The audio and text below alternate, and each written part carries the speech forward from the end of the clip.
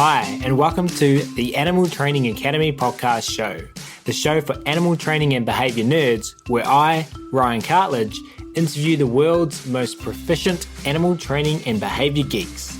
We're absolutely thrilled and grateful to have you here with us today. So make sure you hit that subscribe button on whatever you're listening to this on so that you don't miss a single episode. Each episode of this show is brought to you on behalf of the ATA membership. And if you like the conversations in this episode, then you're invited to continue them with like-minded behaviour nerds within the membership area, which you can find out more about at www.animaltrainingacademy.com. You'll get access to twice monthly live web classes, the back catalogue of previous web class replays, plus a huge library of videos and projects to help problem solve your training challenges. Plus, we're a sociable bunch with an exclusive private Facebook group and forum areas. It's like a Netflix social media platform for animal behaviour geeks.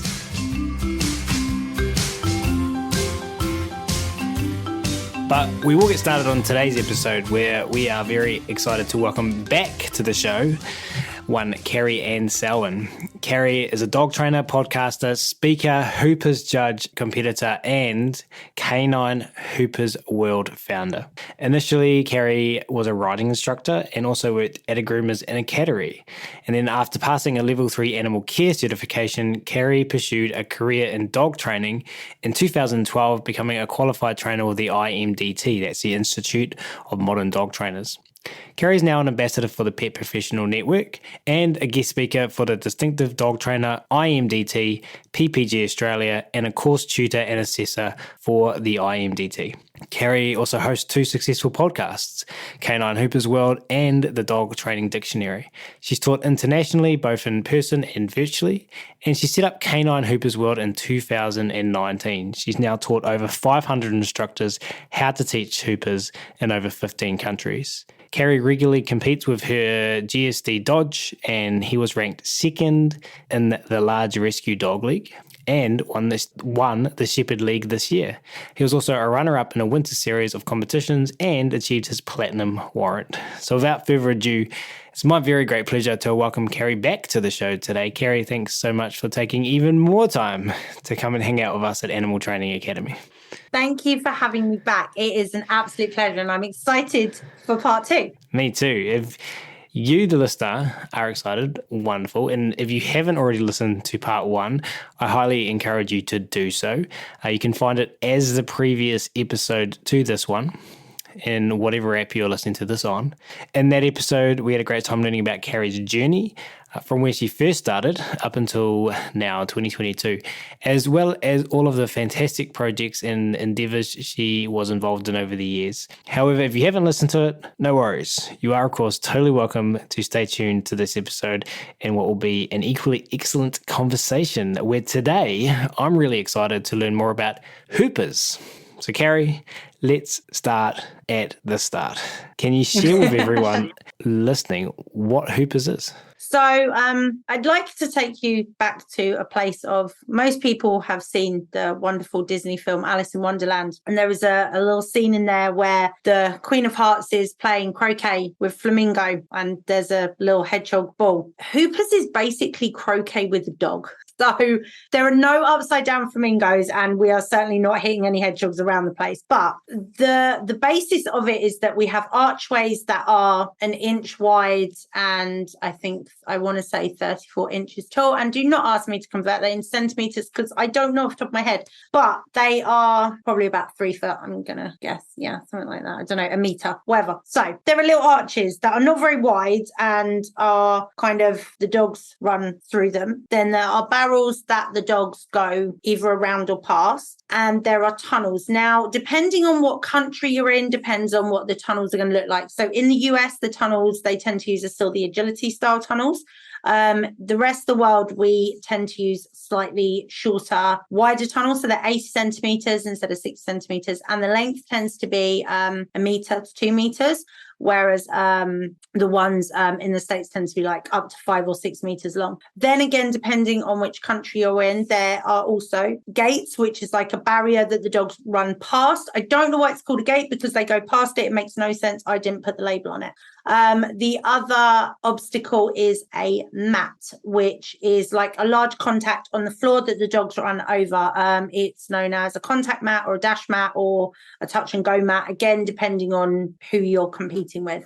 Hoopers was developed, was kind of born in the USA well over a decade ago. Sharon Nelson invented this weird obstacle and caused a kerfuffle in the agility world by introducing this little skinny object, and then it kind of found its way over to Europe, and since then it's become a sport in its own right. So a lot of people compare hoopers to agility because of its basis, but it complements agility. So we have quite a few dogs start on hoopers and then go over to agility, like younger dogs that are kind of learning maybe some distance work, learning directions and stuff, start at hoopers, then move over to the agility equipment. But we also have dogs that are unable to do agility anymore, come over to hoopers because it's lower impact. But it's one of those sports that every single dog can do. So I have competed with my Chihuahua and I compete with my German Shepherd. And we see all shapes and sizes of dogs at competitions. It really is not just a collie sport. I'm not collie hating. I've owned several in the past, but a lot of the time people have this real misconception that you can only do dog sports if you have a herding breed. And I know Dodge falls into the category of herding breeds, but yes, there are a lot of collies that do it, but there are also so many other breeds. There are Spaniels, there are Labradors, there are Sholakutis, there are little terriers, there are beagles. I mean, I pretty much feel like name a breed and I will have either taught them or seen them doing hoopers. I mean, personally, I've taught Irish Wolfhounds, I've taught a Mastiff, all the way down to like Affenpinchers, like literally with everything in between, and lots of fabulous poodles with very cool haircuts. So how fast is and you're going to have to tell me the words here, a round of hoopers, a hoopers session? A course. So competition courses are anything from Dodge's fastest time, and it was a very simple course, but Dodge's fastest time has been like 7 seconds. And then other times, depending on how difficult the course is, how big the arena is, how many obstacles there are, how difficult it is, it could be up to 45 seconds. So generally a course time is between 45 and 60 seconds, depending on the organization you're competing with. Minx would do a course probably between 30 and 60 seconds. Dodge will do a course on average between 18 and 30 because he covers the ground a lot quicker. I mean, some of the collies we compete with against are doing courses 5-6 seconds quicker than us. But one of the things that's very cool about hoopers is not the sole emphasis, but there is quite a big emphasis, and depending again on what country you're in the UK, we do distance handle, but in countries like Germany and Switzerland, the real kind of skill is the distance handling. And in the UK, we have bonus areas or distance lines where if you stay within that area, you can have up to 5 seconds removed from your time. So if someone's handling a collie, but they're needing to move more or they need to be close to their dog, I could still potentially win because I can handle my dog at a bigger distance. Now, I was very, very fortunate to do some training with a Swiss trainer recently, and she set up one of their style courses for us. And the handler area was 1.5 meters, like a circle. And it felt like a really weird game of the floor is lava because you had to stay within this little circle. And if your toe went out the circle, you were eliminated. So it wasn't even like you would just lose the points. Like literally, that was it. Like, game over. Your dog has not completed the challenge. So it's one of the things that I love about hoopers, but I understand it's one of the things that can put people off. In the UK, you don't have to distance handle. So with with Minx, her nickname is Tiny Dog because she is so little. I run with her. Now, she'll work 3 meters away from me, which when you're only about 30 centimeters long, 3 meters is a really big distance. Dodge will work 15 meters away from me, but he's a meter long. So it's kind of relative, really, in the sort of distance. But I've watched videos from the continent of the one that comes to mind straight away is there's an awesome little Papillon that is doing the same distance work that I'm doing with the Shepherd, and it's just breathtaking. I do joke that from a handler's point of view, if you like eating cake and feel that dog sport is going to help counteract the cake eating, Hoopers is not the sport for you, because the idea is to move as little as possible. So you also have to do the running and the gym and stuff if you want to counteract the cake, because I like standing still and directing my dog at a distance. And some people might be like, oh, but isn't that lazy? No. Running with Minx is easier than directing Dodge from a distance, because the trust we need in each other is a lot higher, and that's kind of going to lead us really nicely to our next bit, I guess. That was like the best segue. Oh, I'm curious before we segue. Hold the segue. Can you do that with segues? I'm not sure. We are now. Do you find that your clients are clients wanting to compete in Hoopers, or do you find your clients I mean, I know you're training instructors, so potentially your clients' ones wanting to just have something fun to do with their dog, or fitness, or both, or something else? So I'm really lucky. I have kind of the full spectrum. So with my own personal clients, I train trainers with their own dogs, which is really cool. I love training other trainers. And I know it's one of those things that some trainers don't feel comfortable with. I mean, obviously I teach trainers how to teach Hoopers, but actually I love training trainers because you can get a bit more geeky with it. You know, you can explain things a bit more in depth, and you don't have to maybe be as concise as you would be if you were training your pet owners, your owners that don't have the understanding of learning theory that your instructors are going to have. In terms of my clients, it's 50-50. I have some that compete. I have some that just do it for fun. And it's one of the reasons why I brought in the Progress Awards to Canine Hoopers World and the Achievement Awards, because it was a way of people marking their progress and seeing how well they and their dogs were doing without the need to go to competition. Because the fact of it is, the competition environment is not suitable for all dogs. Minx, for example, does not like going to competitions at new places. The grass needs to be the correct length. The weather needs to be correct. The ground can't be wet. The ground can't be dirty. There can't be too many other dogs near her. Her list of demands is so ridiculous that I've just come to the conclusion that she likes training at home. She likes having fun with me in a training environment that she understands, but taking her into a competition environment, she doesn't really like it. Whereas Dodge is so much easier in the competition environment. For a dog that is so dramatic in the outside world, when we get him to a show, it's like he goes into work mode and he knows his job, he knows what we're doing, and he's working and he's busy, and he doesn't have time to shout at that dog over there because it looked at him funny, or have a pop at that person because they came too close or whatever. He literally is like, right, we're working, let's go. Now, obviously, there is a lot of management involved in him being in a show environment, but it's something that we've worked towards gradually since I've had him. But in terms of kind of going back to the original question, I have clients that have been to competitions, decided that it's not for them. I've had clients that just want to do it with their dogs to have a lovely time. One of my customers that I've been teaching nearly as long as I've been a dog trainer for has little miniature wirehead Dachshunds. She doesn't want to compete. She used to compete with her horses. So it's not that she doesn't like going to competition, but she just doesn't want that added layer of pressure on her and her dog. So it's just a fun thing.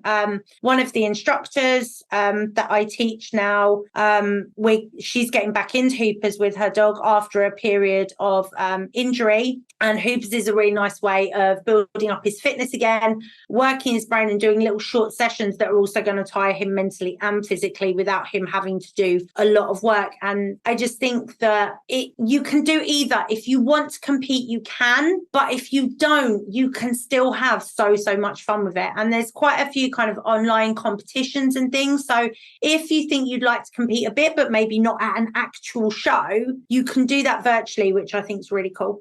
So I appreciate that every dog's an individual and their needs are different. But is it good for older dogs in terms of encouraging movement and keeping them physically fit and healing them in that way? Yeah, definitely. I mean, one of the dogs, actually, she's featured in my first instructor course. Nell was in my very first class I ever taught, and she's retired from Hoopers now because she has a list of health problems. But while she was still fit enough, she was doing Hoopers. My kind of rule of thumb is if your vet is happy for your dog to be off lead, then your dog potentially can do Hoopers. You know, my own dog, Dodge, my shepherd, he has severe hip dysplasia. And Hoopers helps keep him fit. It keeps him trim. In fact, speaking with the specialist at our the last time we went to the big vet hospital, he actually said that, you know, can I see a video of him doing the Hoopers? What can we do? And I said to him, you know, I feel more confident him being off lead in a Hoopers ring, doing a course and a pattern than I do him just being off lead in a field, running around potentially a squirrel or a deer or a rabbit or some other, you know, super fun thing appears and he maybe sprints off without being warmed up correctly or slips on something or treads in a hole or whatever. Whereas I know when I take him into that area, into that arena to compete with him, the surface is safe and therefore I know that he's going to be able to run and kind of get that outlet where he might not necessarily get it fully in other areas, if that makes sense. Yeah, definitely. And I like was it Dodge you were talking about that is focused in the competition environment? Yes. Yeah, very much so. He goes into work mode and we're doing a thing, whereas Minx is just constantly, she's scanning, she's stressed. Even when you get her in the ring, she's like, oh, this thing. Whereas at home, I'm sprinting to keep up with her. In a show environment, I can walk with her. And that to me was like, she's not comfortable in this environment, so I'm not going to compete her. So the puppy dog had to step up and fill her boots, really. Yeah, and I like to think, you know, back to that understanding we have that each dog is an individual and the working mode being a reflection of where the reinforcers are for that individual. And you're saying for Dodge, you bring him into this environment. You know, in other contexts, the reinforcement gained from responding to the presence of those other dogs is the most salient one available. But you've taught him that he controls his environment, he can do all these fun things, bring him there, and suddenly it's not the most reinforcing thing, and his behavior matches where the reinforcement is. But for your other dog, it's the opposite of that. Yes. That's cool. So are people coming to you to learn Hoopers to help with their label reactive dogs? Is that a reason people seek out the sport? I don't know if they specifically come because they have a dog with big emotions, but I think it kind of appeals for a lot of people. A couple of the dogs that I'm working with now would be dogs that would have that label on them of yellow dogs or reactive dogs. One thing I love with UK Hoopers, which the organisation I judge, one of the organisations I judge and compete under, they have a yellow dog queue. So when you're kind of going to a competition, normally there's a running order. So you're given a number and that's the number you're going to be in the ring. So if you're number 1, you're going to be in first. If you're number 60 and there's 60 in the class, you're going to be the last last dog in. So when you've got a dog with big emotions, it can be really hard being in the middle of the numbers. And we have been in, especially like in finals and stuff, we can't necessarily have a separate queue, but I know how to manage him and the dogs around him so that we can go, right, okay, so that dog's in front. You've seen that dog before. Okay, that dog's behind. You're going to need a bit more room with that. So it's a little bit more management on my part. But when it's the yellow dogs together, one of the things we try and do is make sure that the other ring isn't running yet, or that it's far enough away that there aren't going to be other dogs coming close. We ask that dogs that aren't yellow dogs aren't near the ringside, aren't kind of walking around, that they're put away. And it's just little things like that that some people I know, especially maybe people that have never had a dog with big emotions, go, oh, well, aren't you just pandering to it? Aren't you babying them? But no, we're setting them up for success. And actually, a lot of dogs that start off in that yellow dog queue then kind of graduate out of it. And there are times where if I'm judging, or if the weather's maybe intermittent, or if I'm kind of helping out, that I can slot into a queue with other dogs and I can, you know, mess around with where he is now in that queue. So whereas before I would always try and get him to be either the first dog that ran or the very last dog that ran, now we can have 5 dogs waiting outside. Now he can wait with 5 dogs in front of him in a queue. And for me, it's just about raising the criteria really carefully, and just setting those dogs up for success. And I think it is possibly one of the reasons why Hoopers is more appealing to dogs with big emotions, because I think as a sport, we're more understanding of those dogs. One of the big tests for our partnership with me and Dodge was when we started to go to competitions that were also at agility shows, and we would have agility dogs competing. Sometimes the rings would be quite close by. A lot of people weren't really paying attention to, I mean, he has a yellow dog slip on his lead that says I need space. But I remember one day I needed to walk down a gap, and I just asked someone if they could just stand still so I could just walk past. And as I went past, they made a comment of, well, if that dog's dangerous, he shouldn't be here. And one of the other competitors heard and actually went, he's not dangerous, he's scared. And that made me so happy, which might sound stupid, but it meant that I had educated someone into Dodge's needs and why he's the way he is, because I'm continuously battling genetics with him, that he is spooky, he can be nervous. He's not aggressive and he's nasty and he wants to try and eat you. He has moments in where he's trying to create space. And if I can just ask someone to take a moment of their day to stand still for 5 seconds while I walk past them, then it just makes everyone's lives easier. So I think that maybe people are becoming more attracted to Hoopers because they are understanding that it's a sport that is maybe more accessible to dogs with big emotions. Well, thank you for sharing all of that. Love conversations about good antecedent arrangement, raising criteria, slowly setting dogs up for success, and learning about those elements of what we do from your stories. Appreciative of that. Also, I thought that I was the only person in the world that used the word kerfuffle, so I'm also grateful for that. One of the best it's such a good word. One of the excellent outcomes of participating in any activity, I feel, with our learners using positive reinforcement is that it can help build trust and teamwork. And we've been talking about that today, and it's something that we talked about when you and I caught up recently as well. This is a huge benefit. There are many, but this is a really huge benefit you felt you were seeing from people engaging in Hoopers. And so you've kindly packaged that for us and devised a list of 5 ways Hoopers can help teams, humans and poochers build trust and teamwork. Can you once again start us off from the start with number 1? Yep. So I actually did my homework for once. If any of my previous school teachers are listening, they're going to be like, lies. She never did her homework. It's an awful student.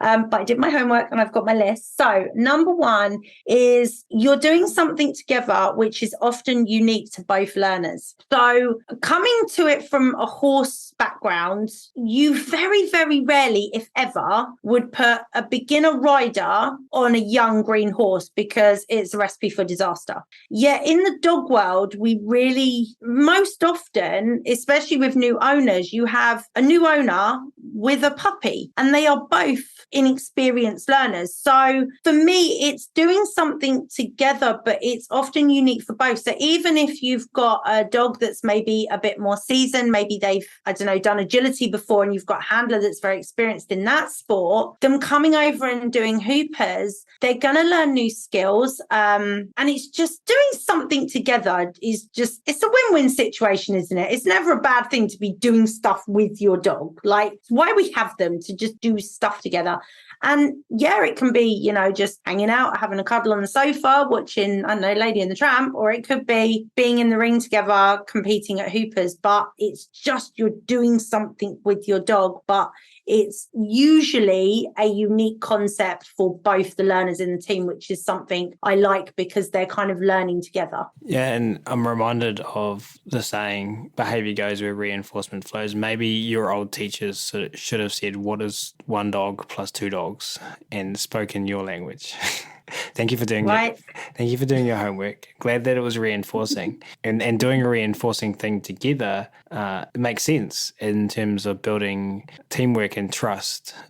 And I am getting the sense, and please share your thoughts and feelings and feedback on what I'm taking away from what you're saying, is that there's a lot of reinforcement there for both dogs and humans because, and this is what I'd like your feedback on, because the homework or the classwork is in easy enough approximations, and the criteria is split up enough that we are getting success, and success is reinforcing for both parties. Would that be an accurate way of thinking about it? Yes, massively. And the other thing, I think in ways hoopers is kind of different to some other sports, and this is not all sports, and obviously all sports can be taught positively, but a lot of sports, it can be easy to punish the dog for making a mistake. With hoopers, you're always reinforcing the good stuff, because if the dog's not getting it right, it's because the dog doesn't understand what you're asking them to do. And it's actually, I mean, it's in our code of conduct with the Hoopers World instructors that no aversive methods are allowed in classes, even down to equipment that is worn by dogs. But I can't actually see any part of what is required for a successful hoopers dog that would benefit from being trained with aversives, because it is about trust and it's about working together. And I mean, the way we start the dogs off is going through one hoop, and you just reinforce one hoop and reinforce one hoop. And we literally play a game where you have the people sit on a chair, sit on the floor, sit with their arms folded, stand with their arms up in the air. I did a proofing challenge. It was during lockdown actually with Dodge, going around a barrel. And one of them, I had a blanket over me. So I literally was dressed up like a Halloween ghost and sent him round a barrel. He could not see any of my body cue. So it was all on. There is the piece of equipment there. And the weirdo under the blankie is just giving you the magic word to do that piece of equipment. And he freaking nailed it. And I think that's one of the things, is that because the equipment does become predictable for the dogs, and as long as we're reinforcing that a hoop means you go through it, a barrel means you either go past or round it, depending on what cue you're given, a mat you run through, a tunnel you run through, a gate you run past, the criteria doesn't change that much. It's only really the barrel that the criteria can be different, but then you just put different cues on it so that the dog understands, well, I'm either running past it, or I'm coming one side or the other, or I'm turning. And it's just doing it with your dog. I just love it. So in training and versus in the ring, in the competition ring, on the course. And then thinking back to in training, are you using food, toys, other reinforcers in training, and are you allowed to use those in the ring? Is it just So we really, really encourage people to really reinforce their dogs outside the ring. Even if your dog has, we call it a spectacular E, which means you've just had like the most embarrassing elimination ever. I remember one course, was actually quite recently. Dodge literally just went completely wrong. He broke his weight, and by break his weight, it means I'd put him in a weight position. I was moving to where I needed him to be. And before I gave him the release cue, he went, "Yay, I'm going."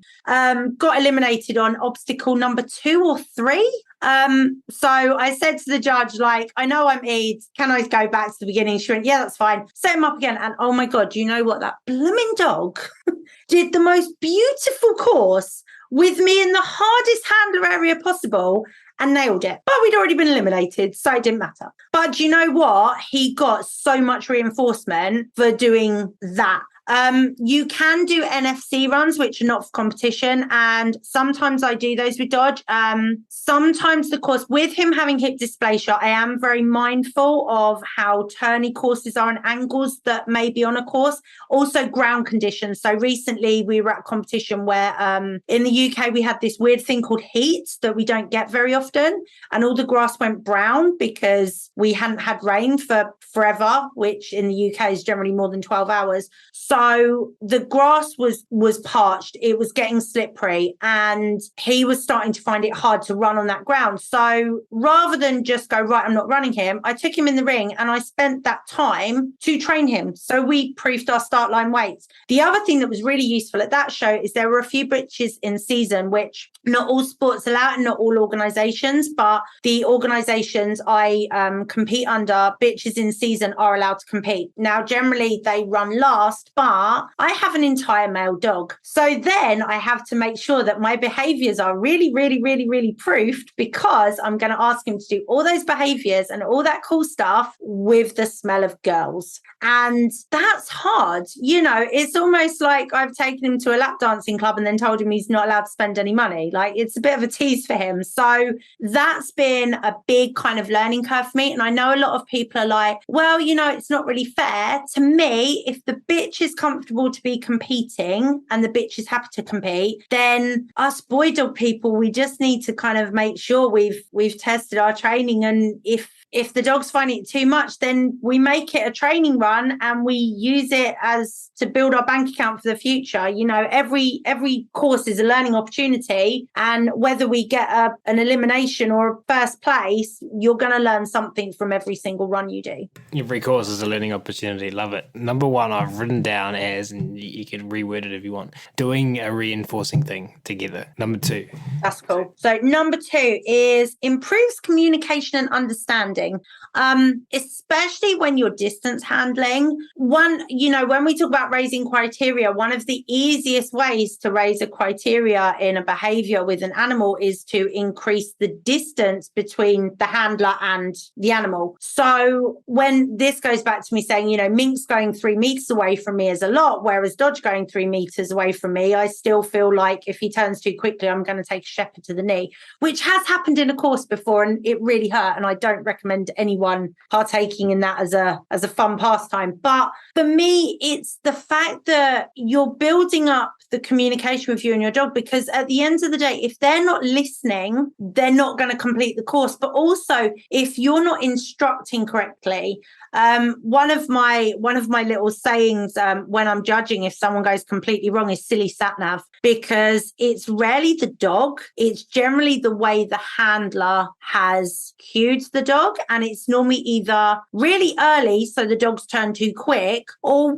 way too late so the dog doesn't stand the chance. Now, a lot of people might think that only applies to the fast dogs, but actually it's all the dogs, because some of the older dogs, especially the dogs dogs that are maybe losing their hearing a little bit or maybe losing their eyesight a little bit, that are kind of the elders in the group, you need to make sure that you're communicating with that animal clearly, because if your instructions are incorrect, then the dog's not gonna get it right.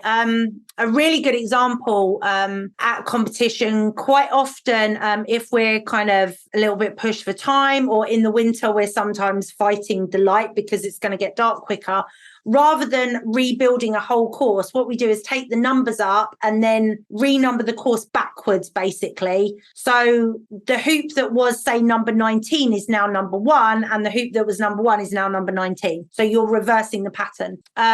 We practice this at training quite a lot as well, because animals generalize. And if they've done a pattern once, they go in the ring. If nothing has moved apart from the numbers, and I'm really sorry, most dogs don't seem to read the numbers when they're going around the course, which I always joke it could be a really useful thing to teach them. But in general, the dogs aren't looking at what number they're on. They're looking at where their line goes and where their handler is telling them to go.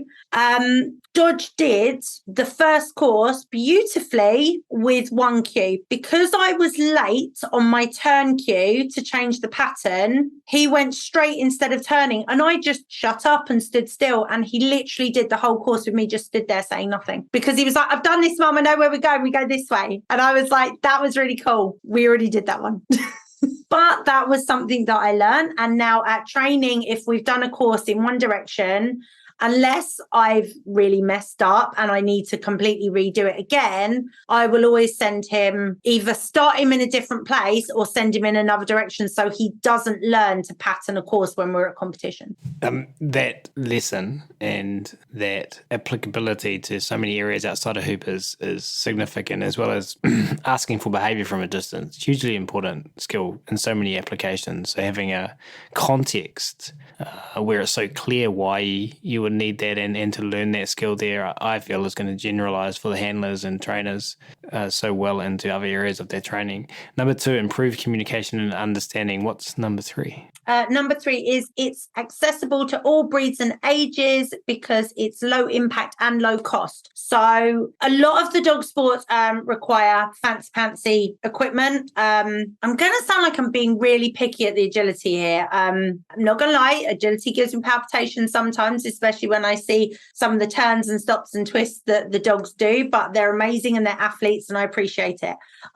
But if someone wants to learn agility with their dog, they're generally going to need to find a club that has the correct equipment. And although you can do foundations at home and maybe have a few bits of equipment, it can be quite hard to kind of practice sequences. Whereas with hoopers, I mean, not with Dodge, but with Minx, I quite often used to put a couple of barrels in a bag and maybe a hoop and go to the park and set up a little sequence in the park and just train her there.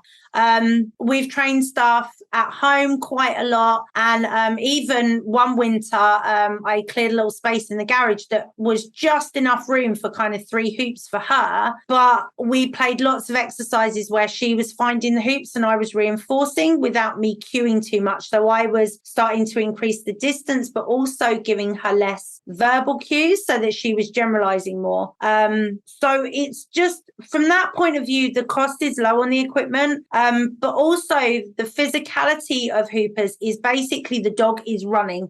The lines are smooth, they are flowing. At no point should the dog need to do a hard stop or a sharp turn. It should all be on the flow. I always joke and say one of the ways you can kind of set out a hooper's pattern is if you literally kind of do a doodle on a piece of paper of sort of very flowing lines and then just put the obstacles on the lines you've just drawn. The other thing with it in terms of it being low impact is that puppies can start doing kind of proprioception stuff with the hoopers equipment quite early on. And in fact, in a lot of countries, in the UK, we have 2 styles of hoops. So one of them has a base bar along the bottom, which holds the hoop together. And then the other style is baseless. So there is no bar on the floor. It's literally just the 2 uprights and the archway.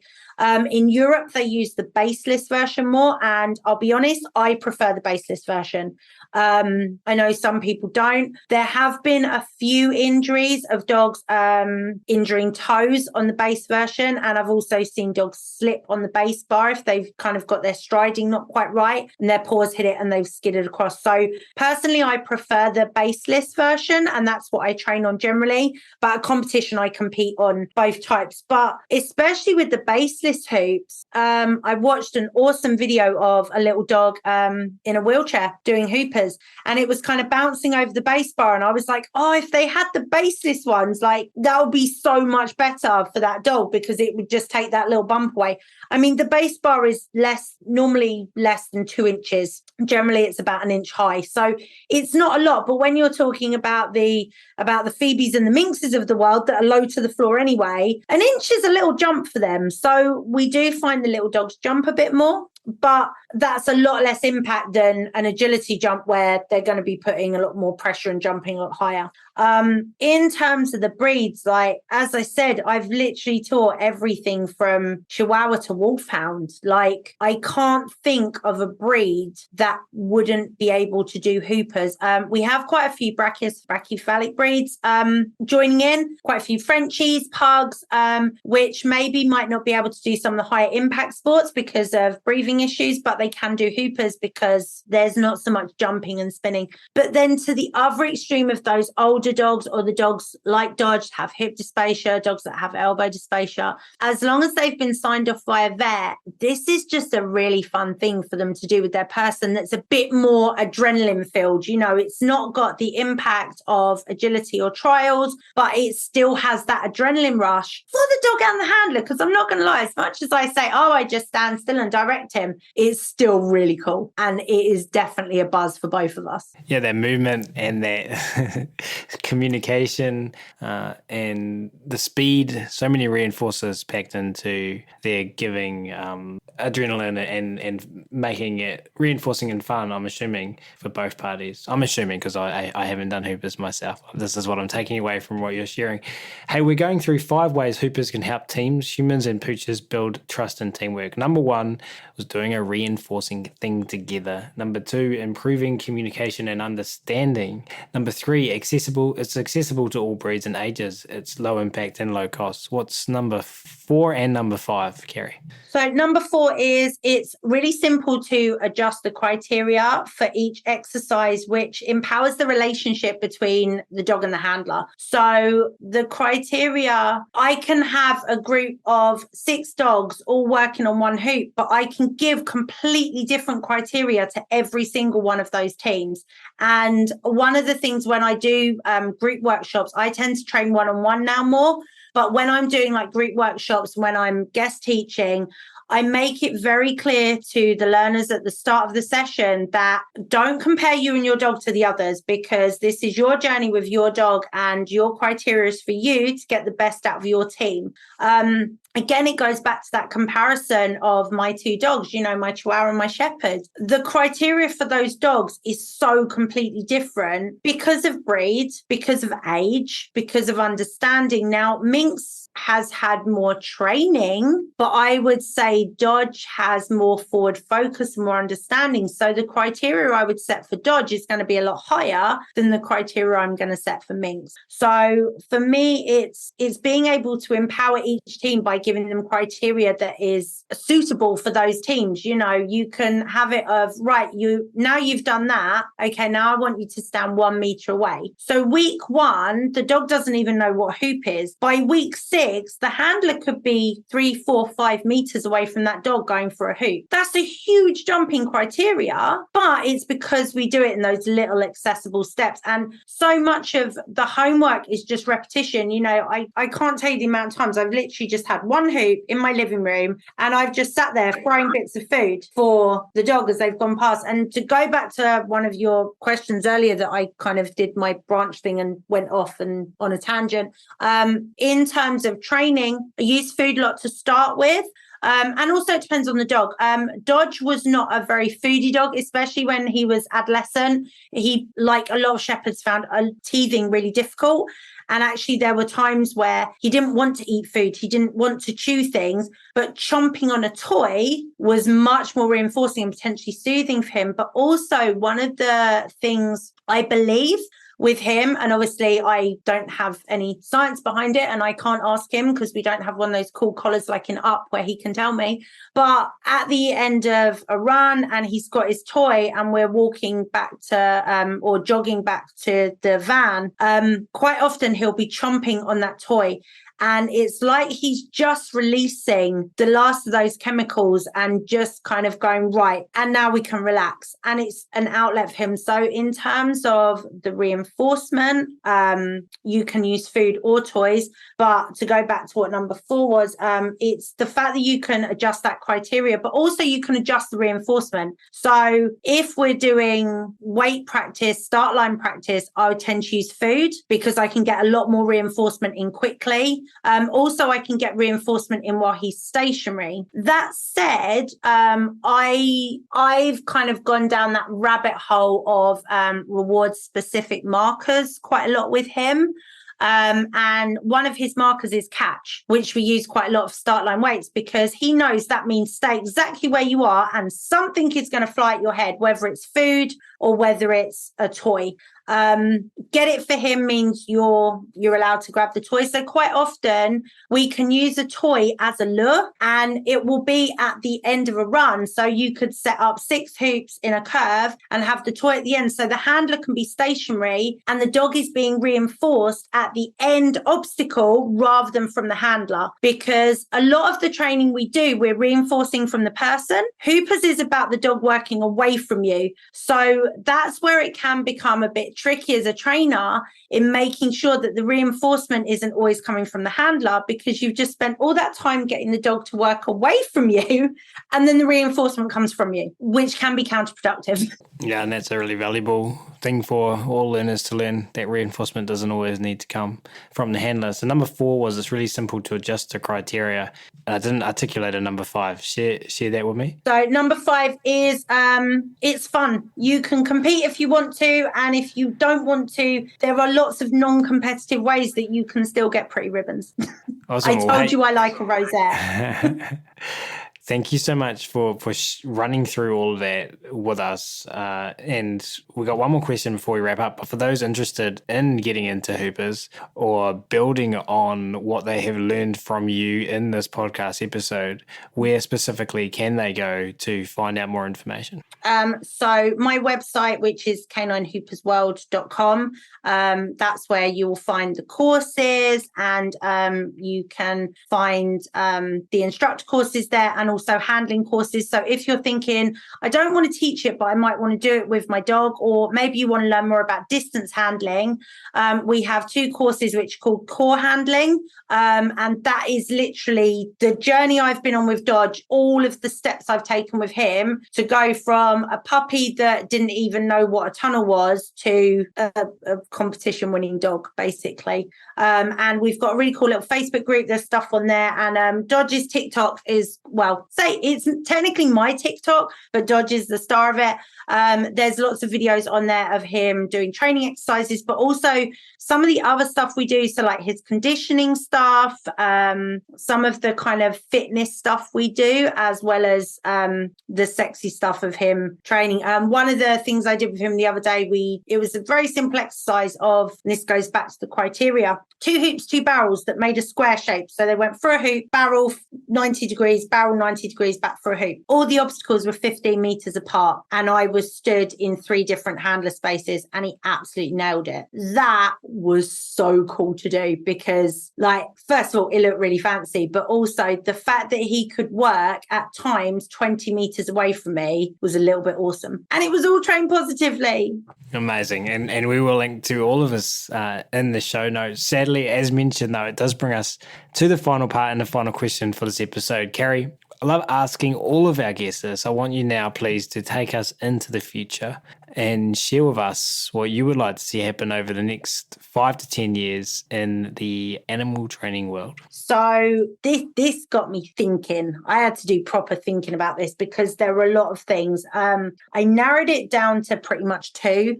But the main thing for me, and I've kind of come up with a little tagline for it, which I'm quite proud of myself. It could go on a t-shirt, is less ego, more ethics. I would like to see there being more kindness towards animals, more kindness towards learners, but also more kindness towards people that are wanting to learn and change. So maybe people that have been to trainers that don't follow the same ethics as us, but also trainers that have been using methods that we don't use, that want to learn more about the way we are training in the positive world. And I just think that all of us could do with a little bit less ego and some more ethics in the world. The other thing, if we're kind of going 10 years and if we lived in a lovely ideal world, would be more regulation. I wish that there was a way that we could have a standardized way of saying, like, this is the correct way of doing things. But unfortunately, we are human and humans are fallible. And there are lots of other things in the world that need changing before the dog training industry or the animal training industry has full regulation. So I think I will stick with my less ego and more ethics. Awesome. Well,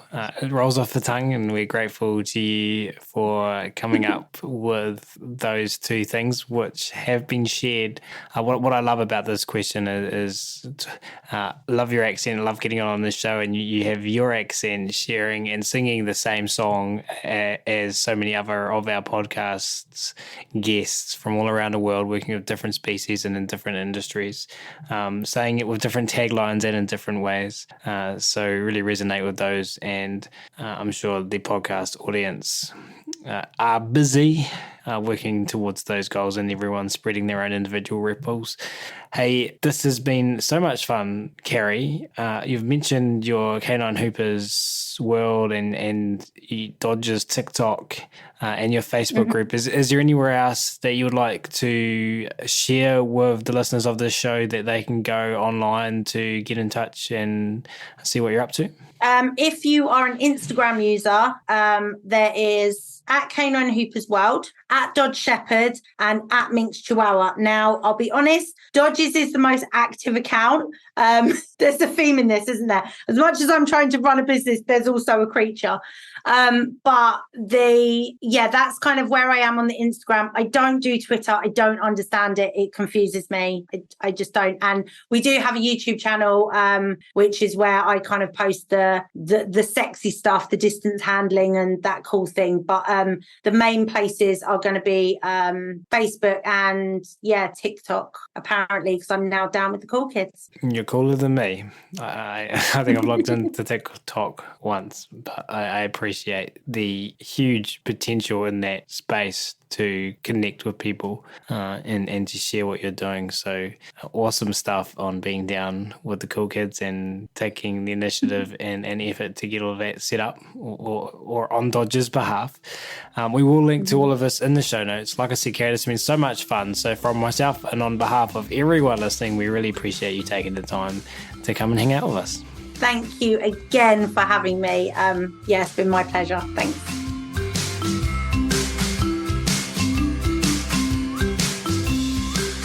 We do, of course, really appreciate all of you tuning in today as well. And if you have enjoyed this episode and you were interested in carrying on the conversation about working with our animals in the most positive, funnest, choice-rich ways, then as mentioned at the start of this episode, the Animal Training Academy community is waiting for you.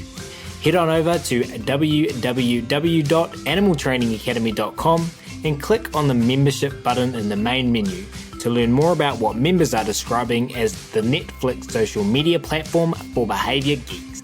That's it for this episode though. We're going to wrap it up there. Thanks again so much everyone for listening. You'll hear from us again soon.